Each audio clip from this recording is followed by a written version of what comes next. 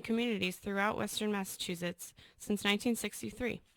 There are services for children, adolescents, adults, families, and couples.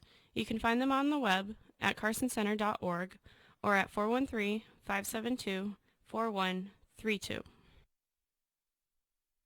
Support for the community programming of WSKB is provided by the Barnes & Noble College Bookstore in the Ely Campus Center, offering Westfield State t-shirts, sweatshirts, and gift merchandise, all of your academic needs, and offering textbook materials in new, used, ebook, and rental formats. Available at the bookstore on campus or online at westfieldstate.bncollege.com. I'm Mark Auerbach. Join me every Friday at 8 a.m. for ArtsBeat, where you'll meet interesting actors, directors, designers, and musicians here in Western New England. Community Radio. 89.5 WSKB. Live from Studio 120 at Westfield Technical Academy, this is WCPC Channel 15 and 89.5 FM WSKB Westfield.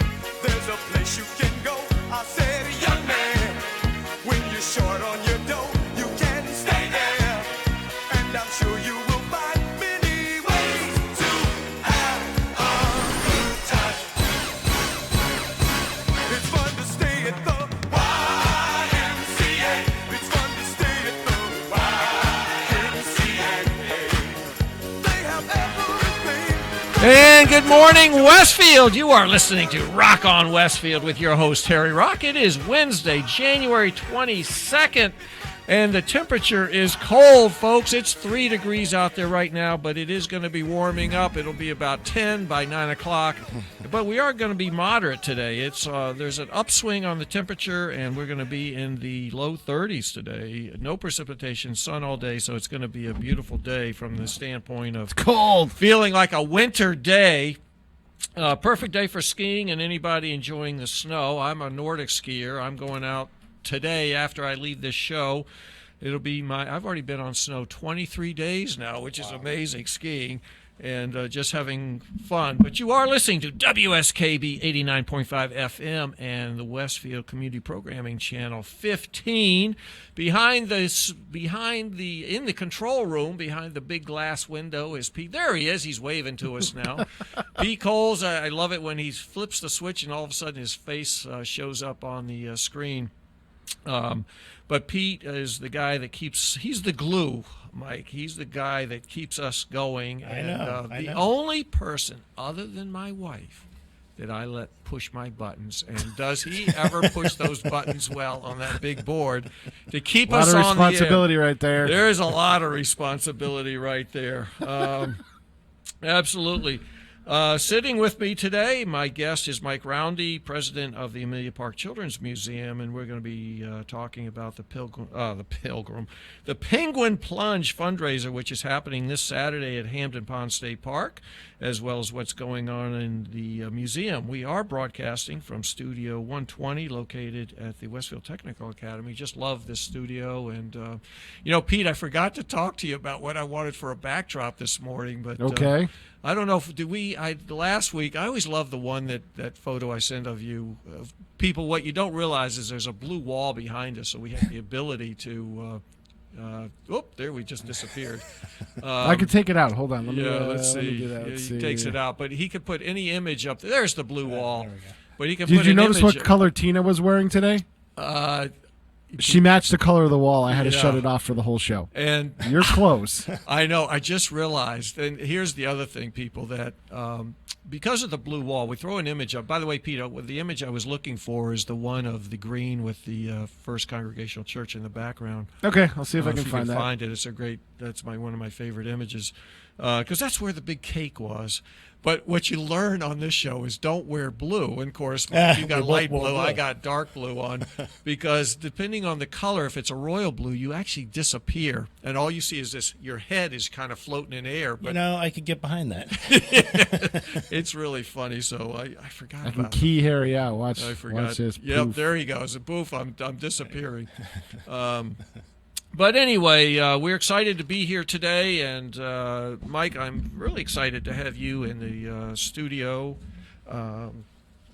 We'll be talking about the upcoming fundraiser with the Penguin Plunge, but you always like to kind of open up and give my listeners and viewers an opportunity to get to know who it is that's sitting in front of them. So just a quick overview of who is Mike Roundy, and where'd you grow up, and Sure. what do you do for a living, and Well, I was family? born. I was born when I joined the board of the Children's Museum. No, I was born in Maine, actually. Where? I grew up in Maine. I was born in Waterville. Grew up in the Bangor area. Oh my gosh, my mom's family's from Maine, so my grandparents when they were alive, aunts, uncles, cousins, I still have all up in Maine. Yeah, most of my side of the family's up in Maine as well. Right. And I went to the university up there at University of Maine. Oh wow. And then I moved down here in the early 90s to take a job at Merriam-Webster as a science editor, the dictionary company. Really? Yeah. What was your degree? My degree was in chemistry. And so So we got some big stretches going. science editor was a good fit. And I did that for more than a decade. Met my wife there.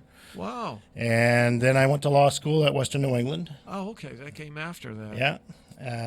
And graduated from law school in 2007. And then went and clerked for a year at a court in Hartford. And then took a job with Bulkley Richardson, where I've been ever since. Wow. What got you interested in the law, from chemistry to working at a dictionary company? It's a strange mix of things. It's hard to pinpoint one particular thing that led me down that path, except when I was at Merriam, 2 or 3 other people also who were editors went on to law school in that same time frame, and that probably influenced my thinking to some degree. Huh. Yeah. So I'm curious, you go to school for chemistry, and you end up in Springfield working for Merriam-Webster. Yeah. How does that come about?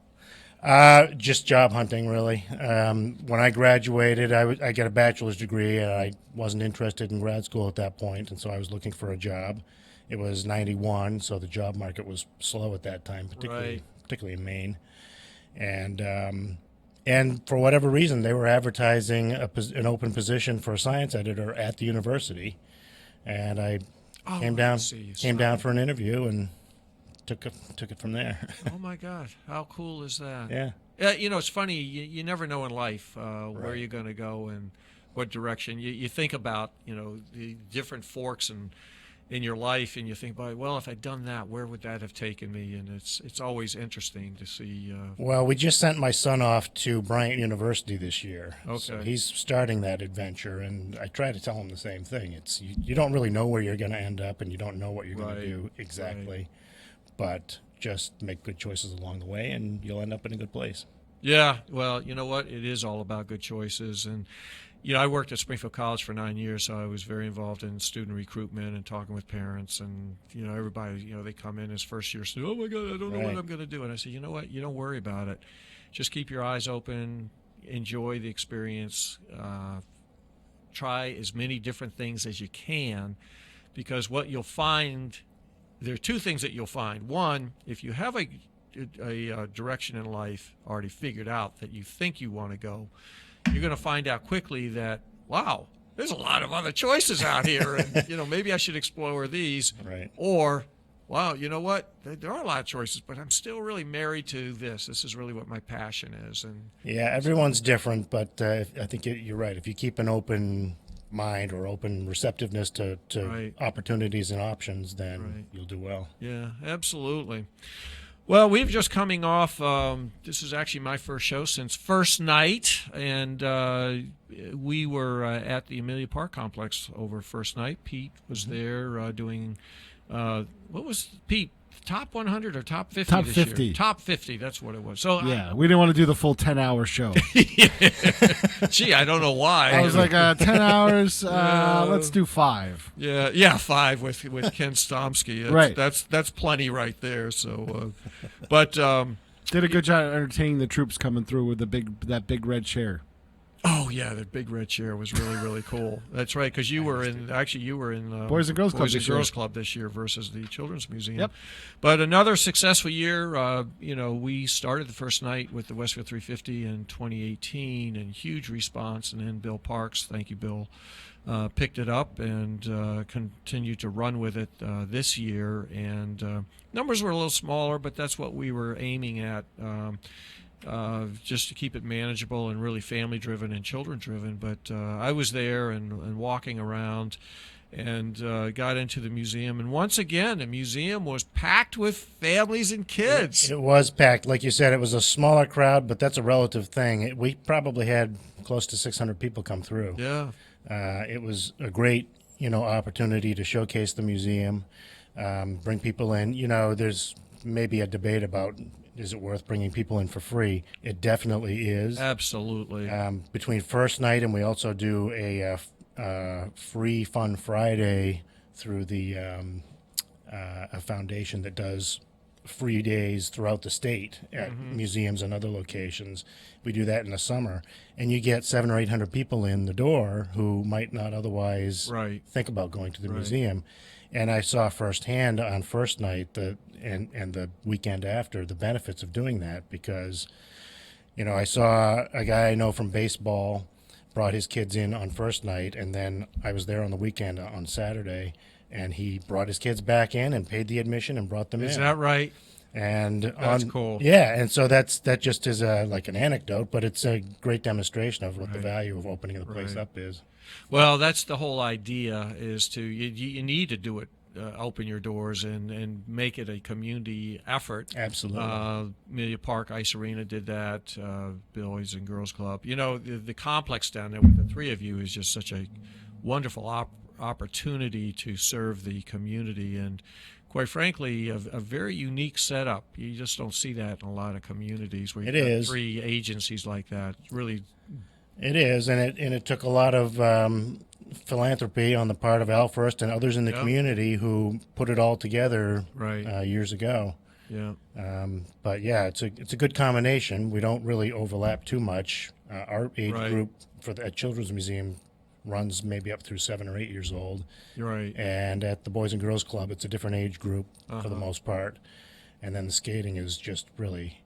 It's just another activity for people to do. It's not really competing with us. Right. So it's good to have us all centered around that park, which the skate rink also maintains.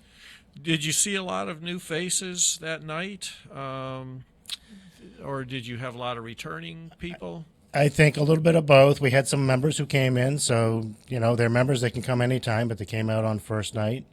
We had some people who signed up for memberships that night. Coming to the museum and seeing what it's all about and deciding to sign up for memberships. Fantastic. Yeah, it was great. And we had some people who probably came, they never would have come but for the fact that there was a first night being held. So there was a real spinoff for you there. Yeah.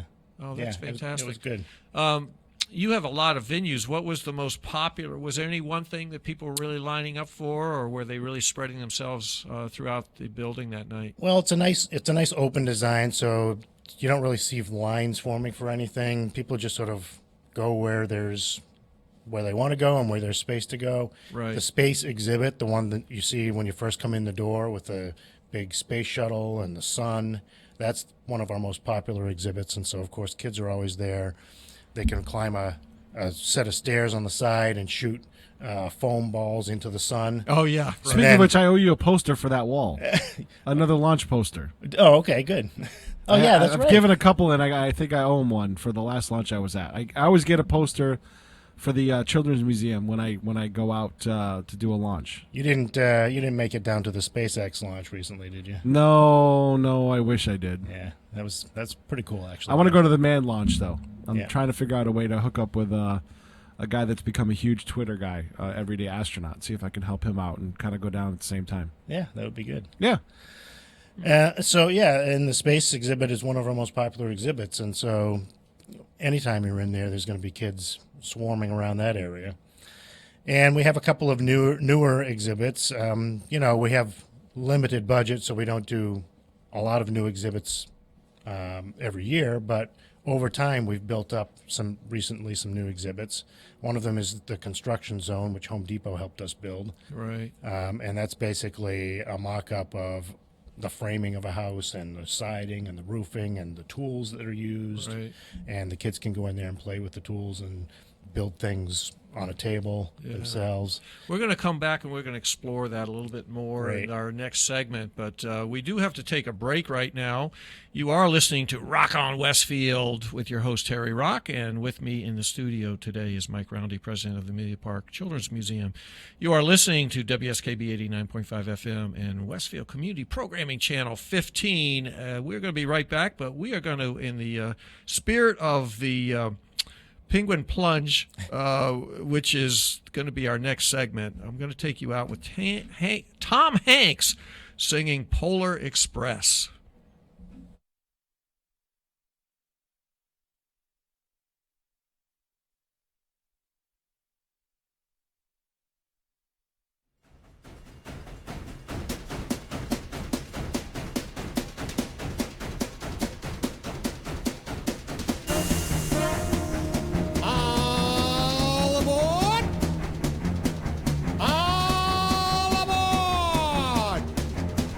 Please, tickets?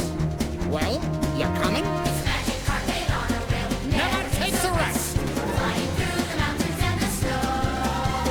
You can ride for free. If you say yes, 'cause that's the way things happen on the Polar Express. You bet. Woo, woo, the whistle blows as the sun is sinking. Ding, ding, we're lowering. Golly, look at it go. Wonder if you'll get there soon. Anybody's guess. 'Cause that's the way things happen on the Polar Express. When we get there, we'll scream. Yeah. We'll arrive with A bang, bang, bang. nothing on the way. It's a choo-choo and a stunning view that rivals all the best. But you won't ever see it advertised. It's a simple fact. We stay on track, though sometimes we digress. But that can only happen on the Polar Express. Kiss, kiss the seaman, kiss the That's the sound of her breathing. Clang, clang, the weather ends. What a wonderful show. The coffee scene And lots to eat. boy is just the best. Wish it would never have to end. With a little luck, we'll be on time. There's no need to stress. 'Cause that's the way things happen on the Polar Express. Lights are gleaming far across the snow. You're not dreaming. May I present the North Pole? If it's penguins you expect to view, you surely haven't guessed. They all live down at the other end. With a little luck, we'll be on time. There's no need to stress, 'cause that's the way things happen on the Polar Express. Woo, woo, whistle blows. That's the sound of her singing. Ding, ding, we're lowering. Oh, look at her go. If you want to join us, come along. I'll check my manifest. 'Cause that's the way things happen on the Polar Express.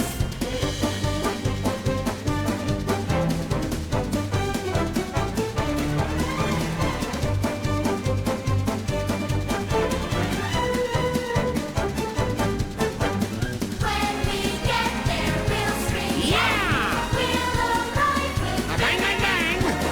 nothing on the way. If you want to join us, come along. You can be our guest. 'Cause that's the way things happen on the Roller Coaster, the Polar Express. Next stop, 11344 Edbrook Avenue. Next stop, 11344 Edbrook Avenue. That is not a toy, young man. Young man, that is not a toy. Take your seats, please. Take your seats. Underwriting for Community Radio on WSKB is brought to you in part by Rockies. Over 30 convenient locations throughout Massachusetts, Rhode Island, New Hampshire, Connecticut, and Florida. One of the nation's largest ACE dealers. Expertise and great product selection in paint, hardware, lawn and garden. That's Rockies. Rock solid service since 1926. On the web at rockies.com. Underwriting for WSKB's community radio programming is brought to you in part by R. Levesque Associates.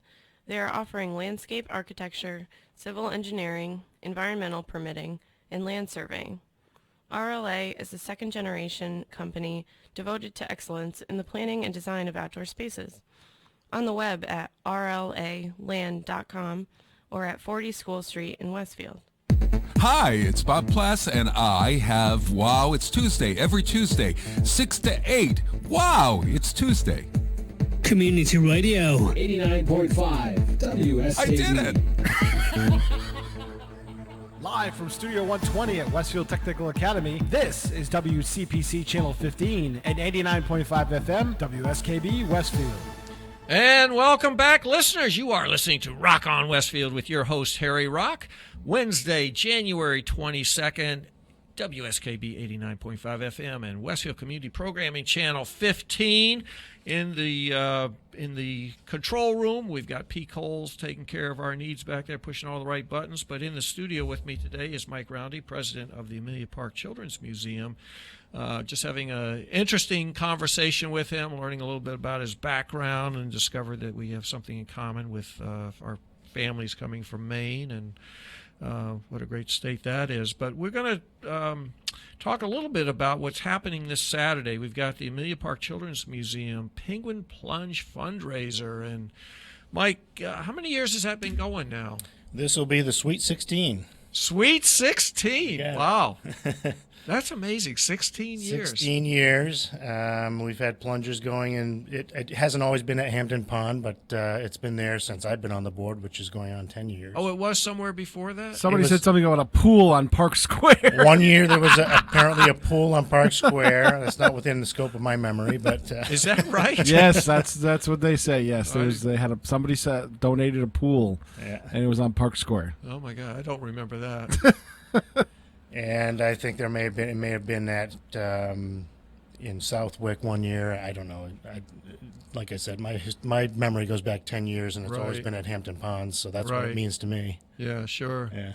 And how has the attendance been going every year? Well, the attendance does bounce around. It goes up and down, and I think it's partly in response to the weather the year before. Oh, I know. It's too bad you couldn't have held it this past weekend. Or 2 weekends ago. It was 60, or 2 weekends 60 ago. degrees. That's right. It was 2 weekends ago. It was That would've been 67 degrees. Unbelievable. But this weekend I've been checking, my short to long range forecast regularly, and it looks like it's going to be above freezing, about 40 degrees. Yeah. In the middle of the day, which is when the plunge takes off at 1 o'clock. They go into the water. Right. And so it looks like good weather again this year. And our crowds, like I said, they vary. Last year, I think we had about 60 or 70 plungers. A few years ago, we had over 100. Oh, wow. So we're hoping for another big year. Any idea where you are right now with numbers? It's really hard. We get a few pre-registration forms in to us, maybe a dozen. But most people show up the day of with their form. Oh, is that right? And just present it. Oh, okay. So they're not.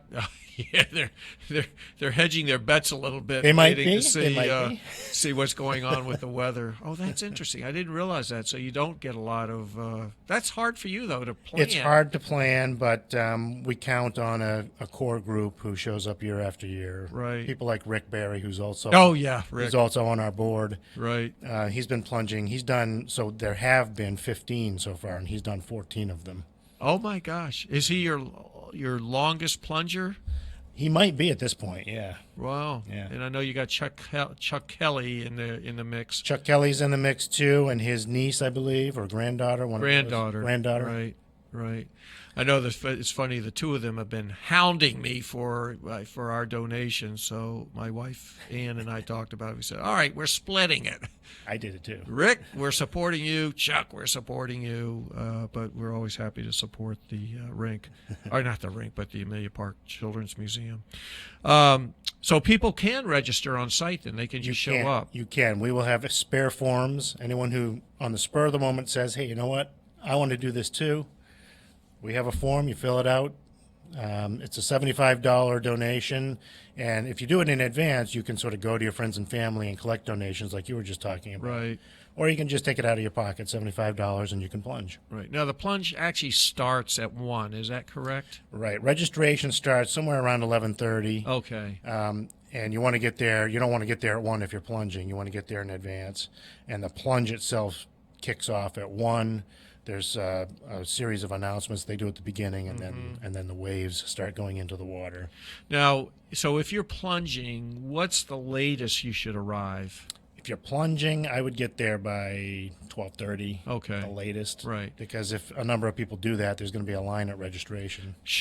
Do people come with their bathing suits on, or do they change when they're there? I don't know what people's practices are. They certainly come fully clothed. Yeah, right. Because it's cold out. But then there's 4 changing tents. Okay. Men and women's changing tents, and they're heated. So you Ah. can go in there, change into whatever your outfit or Okay. bathing suit is, and then go in after the plunge, dry off, and change again. Change back into your warm clothes. Okay. And those are heated? They're heated. That's nice. So people, you don't have to worry about really freezing. You can just get out very quickly. It's not your living room, but it's not going to be 20 degrees It's either. bearable, right. You're at least up to maybe 40 degrees. And like I said, some people will go just in their bathing suit. Others have a costume, and that's fun to do. And we also have prizes for the best individual costume. Oh, you do? And the best team costume, or team ensemble, I guess you would call it. Oh, okay. So what kind of costumes have you seen in the past? Probably one of the most memorable ones was the inflatable T-Rex. You know, those things that are going around? Sure. Oh, yes. So a guy came, I think he was from New York, and he had the inflatable T-Rex on, and he plunged in that. And then one of the raffles that year was a Columbia bicycle. Oh, wow. And he won the Columbia bicycle. Oh, my gosh. And so I think it was Rick was giving an interview to somebody on 22, one of those stations. And in the background, the T-Rex was riding the bike back and forth behind Rick. Oh, my gosh. How funny is that? Oh, and so there's also teams that come and they do a team costume? We have teams. Usually it's a company that sort of is the center of the organization, that they organize a team. A couple of years ago, we had Basha Bell organize a team from her salon. She's not doing it again this year. I'm not sure if she was too cold or what. I don't know, Pete. You better get talking to Basha. Talk to Basha. Get her back. You're right. Oh, my gosh. I'll see what I can do, but, when when woman makes up her mind, you're in trouble. And we've had CNS has been a regular team year after year for many years. Right. Pro Am Pack, I think, is putting a team together this year. Oh, fantastic. So it's good stuff. So you get out and talk to the companies and see if you can get some interest going. Do you have a goal for what you want to raise, or? We do. I don't really want to project a number. I think it's right. The idea is to have a fun event that raises some funds for the museum. We do factor it into our budget because, operationally, we had a lot of philanthropy building the building, but operationally we have to make ends meet every year ourselves. So this is operational funds. This is operational. It's exhibits. It's programs that we want to put on. Right. It all feeds into that, and so between the plunge and the Whip City Brew Fest, which we'll talk about later, right. Those are our two major fundraisers for the museum. Yeah, oh, that's fantastic.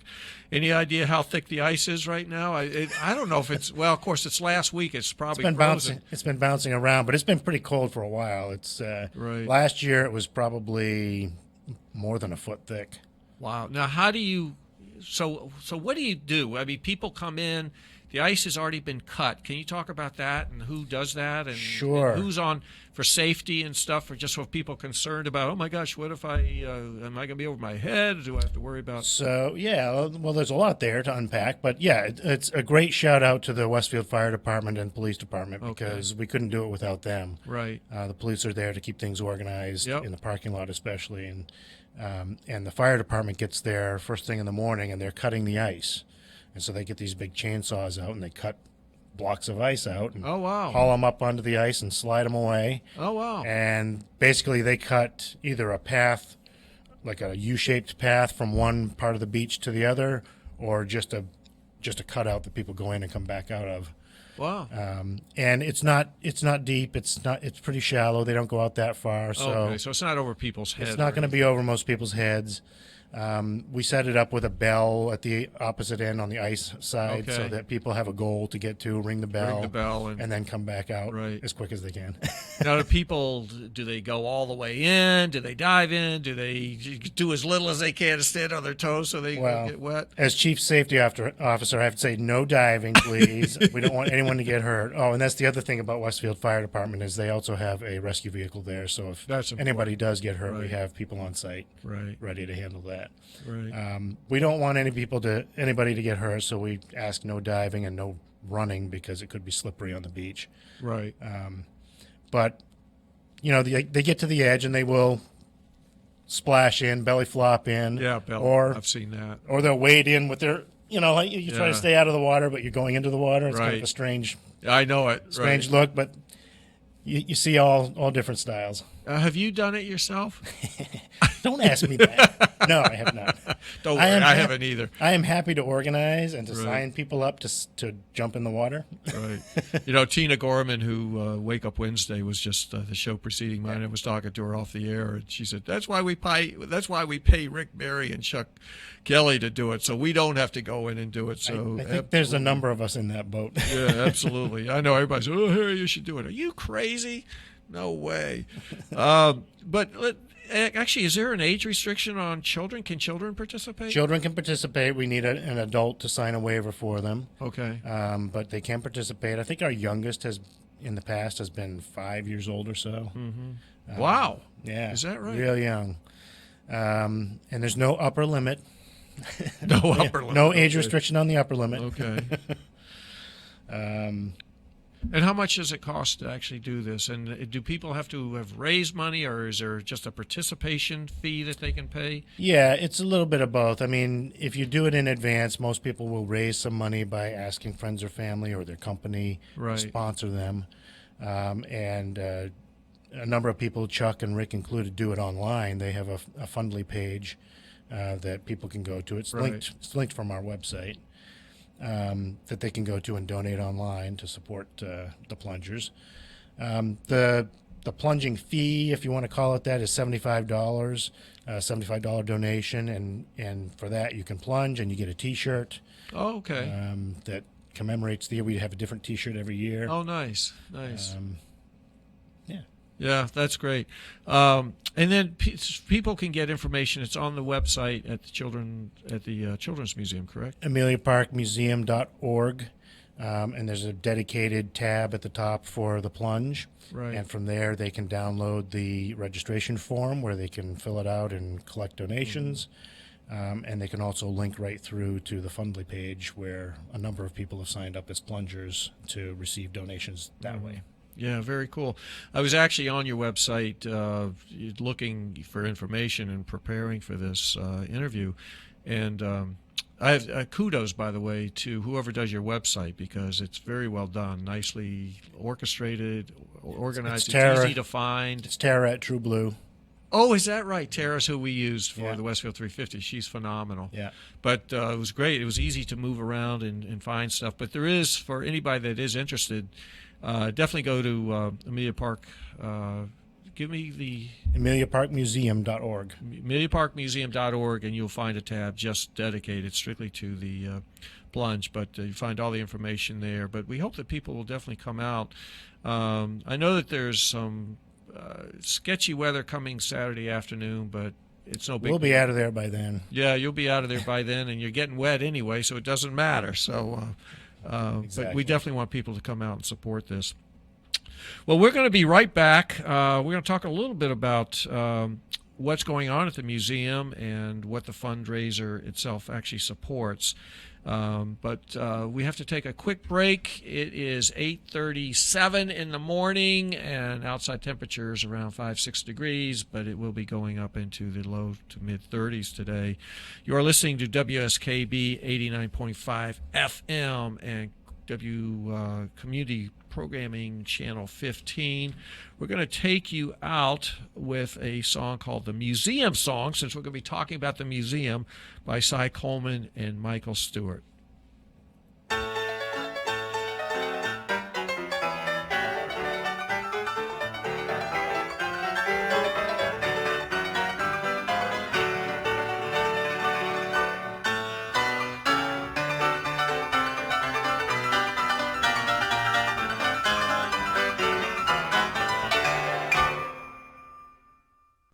Everything about my museum was spectacular, including the price. $1. Now that may seem a bit steep, but it was worth it. Look at what I gave him. Quite a lot of Roman terracotta, living lava from the flanks of Etna. Statuary, ride a dromedary, see the temple tumble and the Red Sea part. McNamara's band, the fattest lady in the land, a pickle prehistoric hand, a strand of Pocahontas hair. Rowan Sue are going to be showing you some rowing through a model of the rapids on the Delaware. Armadillos, clever caterpillars, reproductions of the Cyclops, retina, crystal blowing, automatic sewing, Venus on a shell and other works of art. Educated fleas, a tribe of aborigines, two ladies joined across the knees, a Mona Lisa made of ice. Hottentots we gotten in forgotten spots of cotton gin and night with lot inside of better see that twice. One iguana, snakes, another fauna, not no bearded lady, but we're getting her. When you duck out, you take another buck out, run around the block and see you, run around the block and see you, run around the block and see a new show start.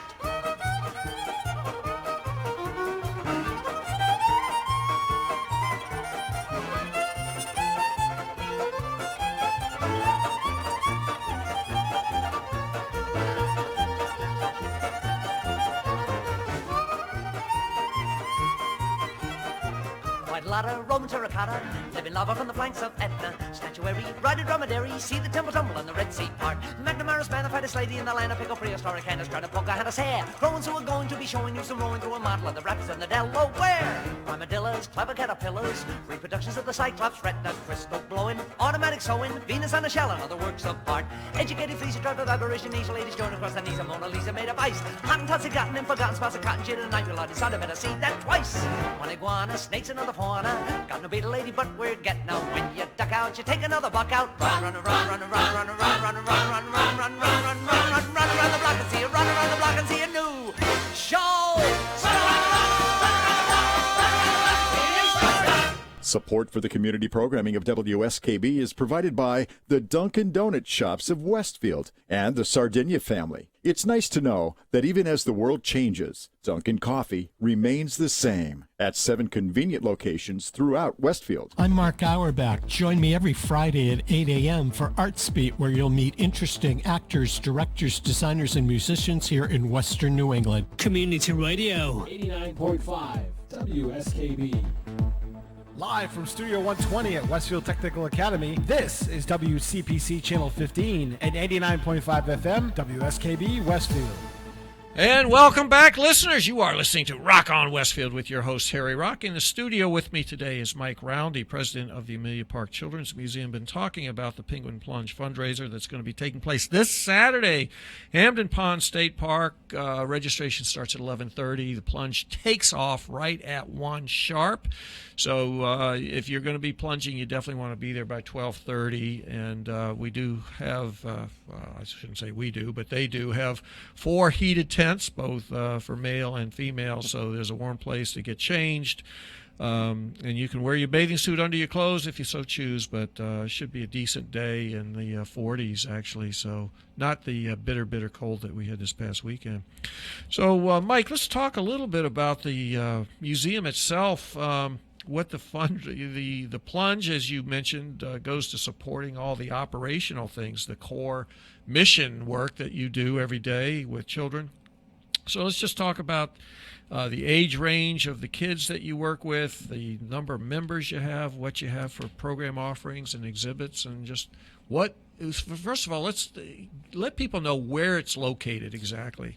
Yeah, it's kind of tucked away. Yeah, it is. It's on the back side of the complex that has the ice arena, the Boys and Girls Club, and then we're next to the Boys and Girls Club behind the middle school. And that's South Broad Street. South Broad Street, right, across from the Big Y. Not that you would see a sign for it, Right. but yeah, it's across from the Big Y. You enter in the same place you would enter for the Boys Actually, and Girls there Club. is a new sign there now. Bill Parks just put it up, and people will see. There's also a new traffic pattern, so you've got to come in on that first entrance. That's the in, and the second entrance is the out. Used to be able to go both ways.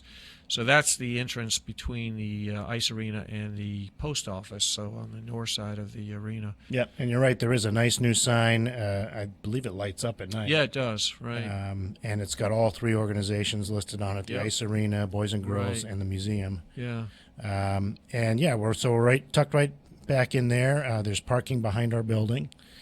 So visitors have a place to park. When was that building built? When did you move there? Because you started on Broad Street. Right. No, you were on Elm Street. On Elm Street, right. Yeah. So, yeah, years ago, where my son went to the museum was on Elm Street. It was a storefront, I think where WOW is now, or one of those. Yeah, I think you're right, actually. You're right. A much smaller space than we have now. And then, like I said, there was a push to really invigorate that area with the ice arena and the Children's Museum, the Boys and Girls Club. Right. We've been there roughly 10, 11 years now. Okay. Yeah. Okay. Time moves fast. It flies by. Right. And that was really the dream of Al First, to leave a gift to his wife, Amelia Park. Amelia was his wife's name, Right. Millie, as we all knew her. So he was certainly a big benefactor and reason. He was, and we honor him continuously, but also, in truth, there were a lot of other supporters from the community, businesses and people. Right. And there continue to be, Right. which just really keeps us going. And that's one of the things that the fundraising from the Plunge helps us do, is keep things going. We had a lot of generous donations to build the building, but to keep it open, to keep the doors open, as they say, Right. requires that we raise the money year after year. Right. We do that through admission fees and memberships. Okay. But we also do that through fundraising, and the Plunge is one of the two big Right. fundraisers we do. Any idea how many members you have? I'm going to say it's somewhere around 250 members. Okay. And so they buy an annual membership? It's an annual membership, and we have multiple levels. So if you only have, an adult and a child, that's $60. If you want to do a family, it's $80, and so on. Oh, okay. So it depends on how many people you want to be able to bring into the museum. So a single parent with a child is $60 And that's for a year. That's very affordable. Oh, yeah. I mean, the tickets are $8 at the door, so you're spending $16 on one visit. Right. You go 4 times or so, and you've paid for your membership. Wow. Yeah. And so do you find that most people are taking out a membership, or do you have a lot of day users that come in? It's a good mix. We have probably about a third of the visitors are members, and about 2/3 are paying an entrance fee. Okay. We try to convert as many of those as we can to members. Sure. We want people to be members and to use the museum. Right. And I think it's easier to do that if you're a member, because there's no added cost each time you go. What's the age range of the children that you serve? So we'll see everything from infants in their parents' arms through somewhere around 7 or 8 years old is where things top out now and historically. We are trying to sort of push that age limit up. We're going to, over the next year or two, start some STEM initiatives that hopefully bring slightly older kids in to do things like programming or robotics or wherever the STEM leads us. But that's one of the things we want to focus on in the next couple of years, is really making the museum more educational as well as a place to play. Are you able to collaborate at all with the Westfield Public Schools? We host field trips from a lot of the classrooms and from fantastic. private groups as well. Okay. And so that's a good collaboration. Yeah. Yeah. Oh, that's fantastic. And so let's talk about, we talked a little bit about it at the top of the show, but what are the different exhibits and what kind of programs do you offer? Yeah, it's a range of exhibits from the simple, the kind of exhibit you would expect at any children's museum, the grocery store and the bank, the doctor's office, that kind of thing. But in the last few years, we've added a couple of sort of more outside of our comfort zone kind of exhibits. I talked about the construction zone. Yep.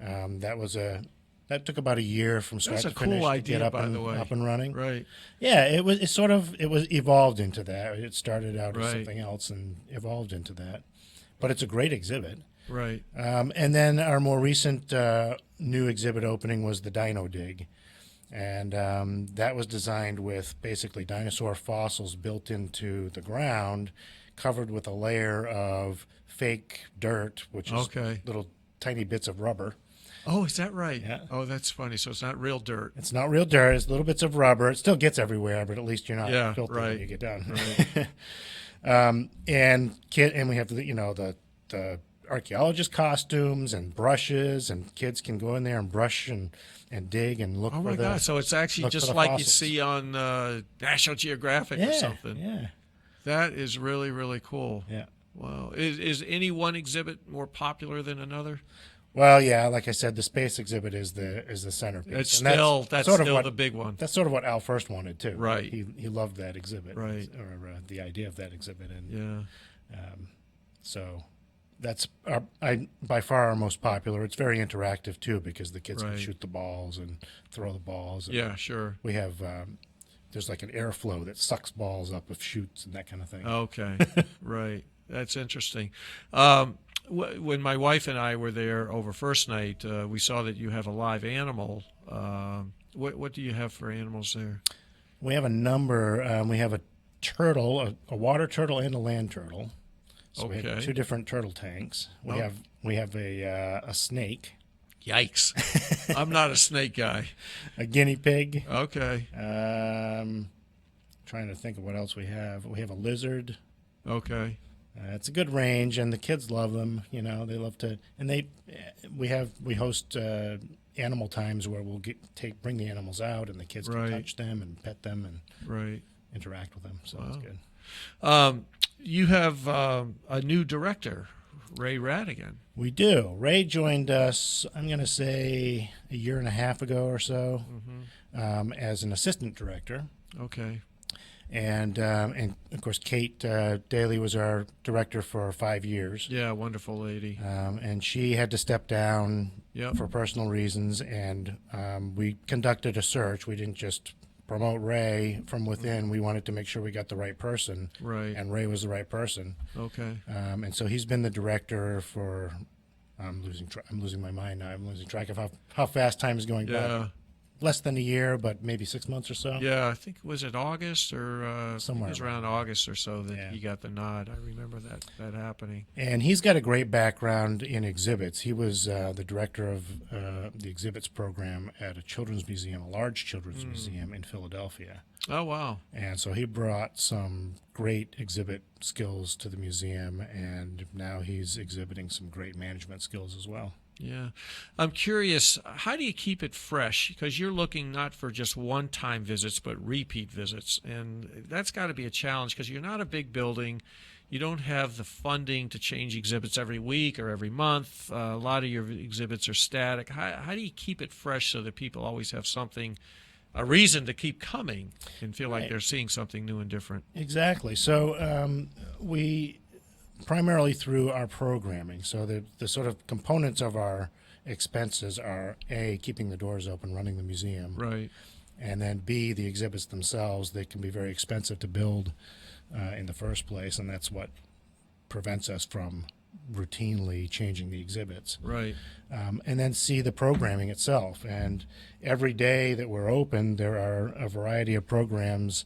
We have, a reading segment. This month he's been doing frozen dinosaur excavation.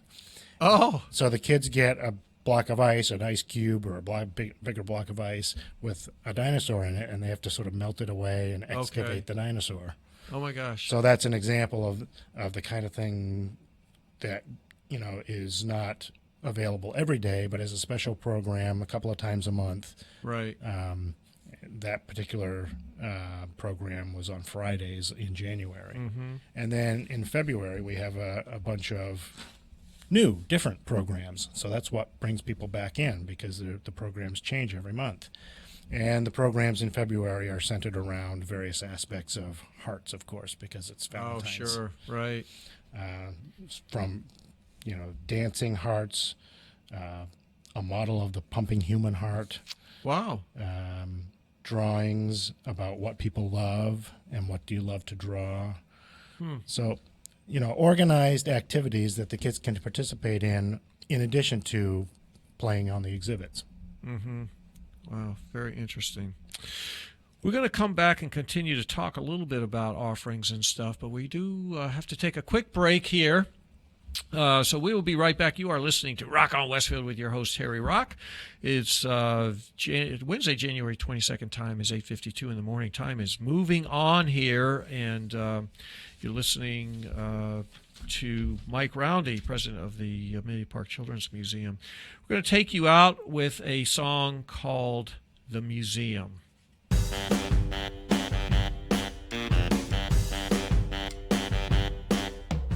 Dinosaur bones and ancient stones, Inca bling and a Viking king. Waiting here, you must recover a history lesson to discover. Flying machine and an Egyptian queen, Greek pottery and antique crockery. Mysteries ready to uncover. The past is here, open in summer. Explore, don't be a bore. Visit the museum, come and take flight. You can turn up day or night. It will make you smarter, so come along. Save the museum and sing this song. Einstein's measuring Saxon treasure, African art and a Roman card. Puzzles to solve and stories like no other. Don't forget, bring your sister and your brother. Explore, don't be a bore. Visit the museum, come and take flight. You can turn up day or night. It will make you smarter, so come along. Save the museum and sing this song. A shiny knight's sword and shield, things found in a field, books from Timbuktu, the Venus de Milo statue, objects found in a tomb, Marie Antoinette's costume, a mummy with tattoos, an exhibit of ballet shoes. Explore, don't be a bore. Visit the museum, come and take flight. You can turn up day or night. It will make you smarter, so come along. Save the museum and sing this song. Visit the museum, come and take flight. You can turn up day or night. It will make you smarter, so come along. Save the museum and sing this song. Oh yeah.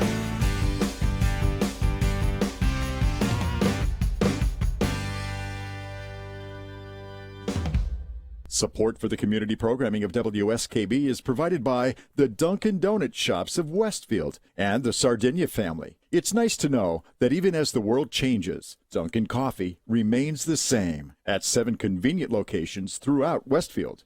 This is Ken Stomsky from Ken's Den on WCPC 15 and 89.5 FM, Tuesdays, 8 to 10. Community Radio. 89.5 WSKB.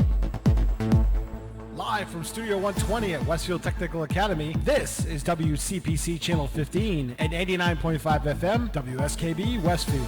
And welcome back, listeners. You are listening to Rock on Westfield with your host, Harry Rock. Wednesday, January 22nd, WSKB 89.5 FM and WCPC 15. In the studio with me is Mike Roundy, president of the Amelia Park Children's Museum. Been talking about the Penguin Plunge. It's coming up this Saturday, so we hope that people will turn out for that, as well as what's going on in the museum over in the Amelia Park campus next to the Boys and Girls Club and across from Amelia's Garden and the ice arena. So, Mike, been talking about the different exhibits. I know that you need staff, you need help. What about volunteers? Can people volunteer? People do volunteer. We have people come in and volunteer reading. They volunteer. Oh, wow. To help put on the activities that we host. Wow. Okay. They volunteer at the Plunge. Oh, yes. Oh, yeah. We need volunteers at the Plunge. And, yeah, so, yeah, we're always looking for volunteers. You can just contact the museum, and we'll find a fit that works for you. Oh, that's fantastic. Well, speaking of museum, what days and times are you actually open? The museum is open 5 days a week. We're closed on Tuesday and Wednesday, which are the days that we host field trips and that kind of thing. Oh, okay. But we're open 5 days a week, 10 to 4. Okay. Awesome. And people can either call in or they can certainly go to the website. Well, the website has the hours on it. Facebook is the best place to get up-to-date information if it's snowing out or if it's a holiday and you're not sure. Okay. We post there whether we're open or not. Yeah, fantastic. What kind of, well, we just talked about the kind of volunteer jobs that you have, but birthday parties, I'm guessing that you have a big opportunity. You know, what I've learned, and when I was the director of the YMCA, I used to say this to my staff all the time. He said, you know, we've got to really focus on the birthday party side of what we do because it's an important program. Because the rite of passage, I used to always say this, yes. The rite of passage as a parent is the fact that you're going to put on a birthday party for your children. So the question is, parents, do you want a lot of screaming, running kids all hyped up on sugar with cake and ice cream in your house, or would you rather pay the Children's Museum? Have them run around our museum. Yeah, have them run around your museum where all the programming is done. You can relax. They'll do the cleanup, and everything is set. So let's talk about that. Right. Yeah, it is. Birthday parties are another big thing that we do at the museum. So a good part of the museum, maybe 80% of it, 70% of it is the exhibits. But then Right. we also have a separate party room. We call it the party room. Okay. And that's where we host birthday parties. Let me see. So for non-members, it's $250 for half of the room, and for members, it's $225. So right there, if you're a member, you're getting some of your membership fee Absolutely. back right there. Right. And for the full room, it's slightly more. It's $300 or $250. Right. And you know, we host a number of different possible activities: face painting. There's a bubbles and a polymers activity. Wow. Okay. Variety of other activities that you can choose from when you sign up. And for the museum, you're right. It's another source of revenue to help us keep things going in the museum, while also giving parents the option of not hosting 20 screaming, sugar-hyped children in their own home. Absolutely. Hopefully, parents are getting the idea that there is incentive right there to think about the Children's Museum for your birthday parties. Oh, that's fantastic. That's really, really funny. You know, let's shift gears for a second, because you're talking about fundraisers, and you know, any nonprofit, you always have to look at your revenue streams because you're looking at donations, you're looking at earned revenue with memberships and stuff. But you've also got to look at, you know, your fundraisers and stuff. And I know that you put on a very successful fundraiser every June. It's the first Saturday of June. This year it'll be June 6th, I believe. But the Whip City Brew Fest, let's talk about that for a second. How many years has it been going on? Where is it located? And what have you got planned for this year? Yeah, the Whip City Brew Fest is our other major fundraiser. It's held every year, every summer, like you said, the first Saturday of June, right in downtown Westfield on School Street. It's at the lot where the newspaper, the Westfield News is. Between Rob Levesque's building and what is now Salumi Construction. And it's basically, we shut off that part of School Street so you can drive down that far but no further. And we line up food trucks on the street. Last year we had 40 plus brewers featuring over 100 different beers. People can buy their tickets online at Eventbrite. And that admission ticket gets you in with a tasting glass to taste all of the 100 beers that that are being served. Wow. It is a fundraiser, so the brewers very generously donate their beer and their time. It's a huge commitment for them. And we also have a variety of other vendors. In addition to the food, we had a woodworker there. Last year we had a cruise planner. We had people with beer koozies. People with beer soap. Wow. Beer soap? Beer soap. It's a soap there's made. a new one for me. It's really interesting. It's soap made from beer, and it's from the local craft brewers in the area. So you get clean and you catch a buzz at the same time. Maybe.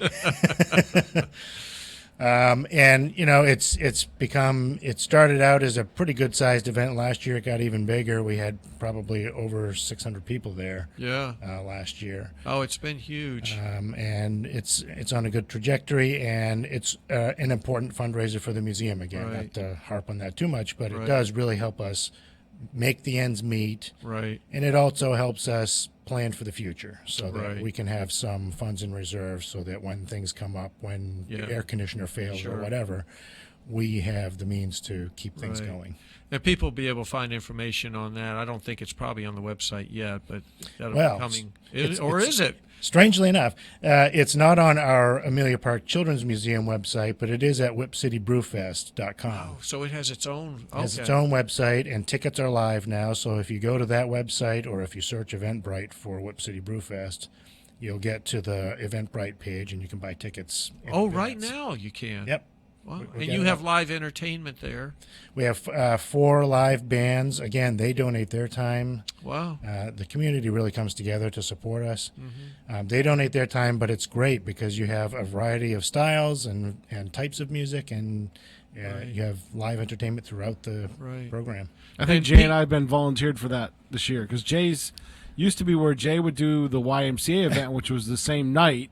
Yeah. But this year they're different weekends or something. So They are. I'm not sure which weekend, if it's the weekend before or after, but yeah. So Jay is going to be Jay and I are going to be tag teaming to do the stage this year. That's so. great. Yep. That's fantastic. WSKB is No, broadcasting? we just do the sound. Just Oh, go you to just do enjoy the ourselves. sound. Yeah, yeah. Okay, just so go enjoy WSKB will not be there Nope, for just that. JP's Sound and Light and Pete fantastic. Cole's. Oh, Pete I got Cole's, it. Right, sure. Jay does a fantastic job with Yep, that. so we'll be down there again. And will WSKB be at the Plunge, Pete? No, I will be out of town. You're out of town. Okay. Yeah, Yes. Okay. Yeah. If Kenny wants to try it, but Kenny's busy again with Jay, volunteering their time to do sound. Well, and that's play a music cold. and That's a things like cold that. day to be out there. So Correct. Well, they'll be there. They just won't be broadcast. Yeah, right. Jay Yeah, they'll be Jay there. volunteers his time Right. every year. Yeah. Oh, Jay is amazing. One of our strongest He is. volunteers, and Kenny Stomsky, same thing. You know, they really come out to help with all the broadcasting needs and stuff. So very, very cool. Well, sounds like Mike, a lot of fun things happening at the Children's Museum. I think Al First would be proud. It's an exciting time at the museum, and I think he would be proud. And we try to live up to that goal or that legacy. Right. The other fundraiser, I might add, there is one other fundraiser that's going on right now at the Children's Museum, and that's the fact that the Westfield 350 anniversary celebration book, which came out just 2 weeks before Christmas and selling very well around the town, is at the museum. The $30 book is discounted to $10. We have purposely dropped the price to $10 to make it very affordable. And the fees that are generated by the museum stay with the museum, so no money comes back to the Westfield 350 committee. It was our last legacy gift back to the city, so you can get this book if you haven't already gotten it. It's hardcovered, filled with all the glossy page photographs, and just covers the entire celebration through 2019 of the 350th anniversary. And you definitely want to have this as part of your personal family collection, your own library, to go forward, especially if you have children, because hopefully you're in it. One thing that we really focused on heavily with this book was to get as many family photos, individuals, children especially, in here so that when the 400th anniversary comes along in 2069, you can look back at this and find your photos. So this is available at the museum. It is. I know it's on the bookshelf as you enter the door. If you look straight ahead, you've got a number of items on the bookshelves there, and you can find this book there. This book is also many of the churches and the other nonprofits as well, Boys and Girls Club, the Ice Arena, the Senior Center, the YMCA, Athenaeum has it, and you can buy it there. And some of the local businesses, but any place that sells it, they keep the funds as a fundraiser to them. So hopefully you'll pick these up. We're probably down to our last 15-20% of all the books that we published, so you want to get them now while they're still around. Well, Mike, I cannot believe how fast our time has gone. We've gone over. I know we have gone over, but that's okay. I already checked with our good producer here, Pete, and he said, yep, no problem going over because it's a great interview, and we definitely want to make sure that people know everything that's going on. But we just want to remind our listening audience here, both WCPC viewers on Channel 15 and also our listeners on WSKB that this Saturday at 1 o'clock sharp, plungers will start running into the water. All kind of activities there supporting an important charity in our community with the Amelia Park Children's Museum. Get there for 11:30 for any festivities that are going on. People can register at the site, and plungers, if you're planning on going, make sure that you're there by 12:30 so that you can get changed, get your instructions, and get lined up because there is an order to how everybody goes in. But it's going to be a fun day. Weather should be tolerable in the 40s. That is certainly a decent day, but bundle up, everyone. It's a great way to spend a Saturday supporting an important charity and important facet of our community. And thanks to Mike Roundy for being here today, president of the Amelia Park Children's Museum. Really appreciate you taking time off from your day to do this. Certainly want to say thanks to show producer Pete Coles in the control room back there through the glass. We waved to him. Pete, throw your image up there on the screen. He pushes see how well he pushes that button? It didn't take him long to do that. No, he's good at that. He's ready. He's ready. He knows. Yep, he's got to be ready. There he is. But he's the glue. He's the man that keeps us going. And certainly want to say thank you to the listening audience, because without you, there's no purpose of our doing this. And we appreciate the time that you spend with all of our shows with our different show hosts. It's a great way to get the word out with what's happening in Westfield with all the different shows that we host here on from 6 to 10, Community Channel 15 and WSKB 6 to 10 every day, Monday through Friday. But with that, we will see you on the flip side. Thanks so much for tuning in. And we are going to be taking you out with, it's winter, so a song called A Hazy Shade of Winter by Simon and Garfunkel. I'm Harry Rock, host of Rock on Westfield. Thanks, everybody, for listening. Have a great week.